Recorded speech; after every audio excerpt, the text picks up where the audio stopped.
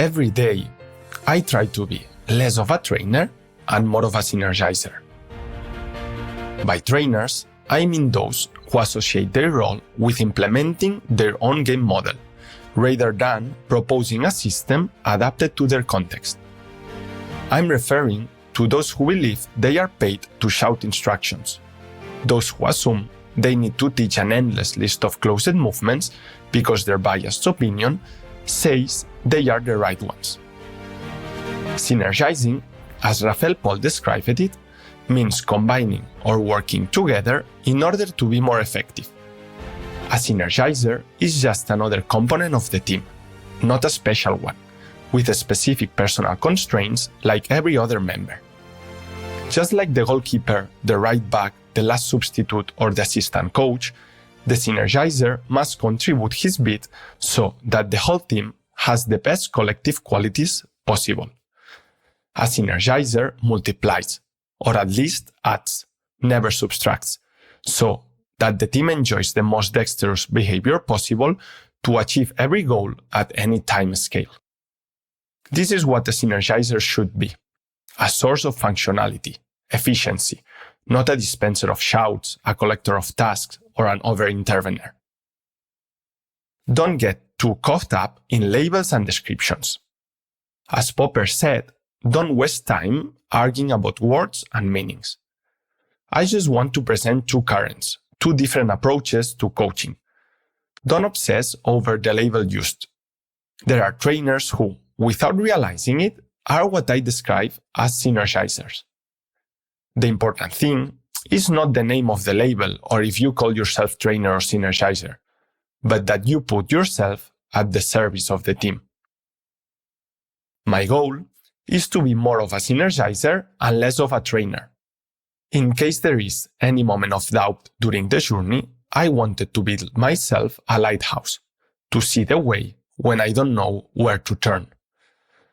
Feel free to use its light if you ever need it. Welcome to my lighthouse. The Fosbury Flop No-Nos. No leadership without love. Intervention without understanding. Propose without convincing. Uncertainty without acceptance. Certainty without question mark.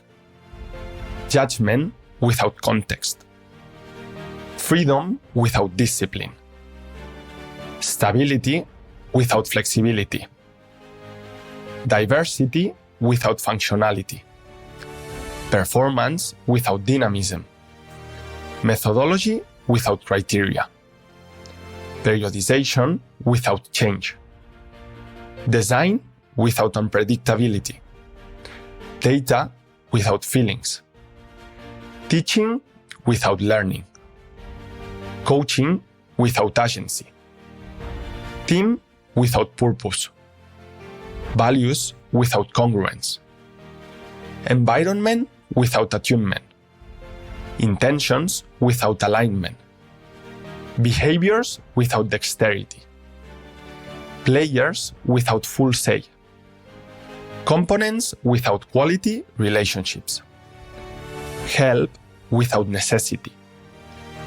Fast-changing constraints, the player, without slow-changing ones, the person. Training without competition. Session without playing. Constraints without real, so spontaneous self-organization.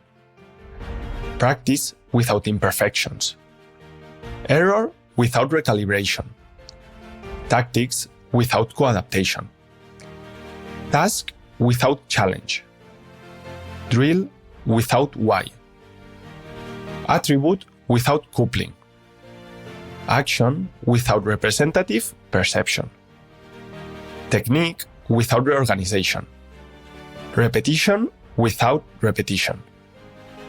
Movement without flow. Form without function. And, most of all, nothing without emancipation.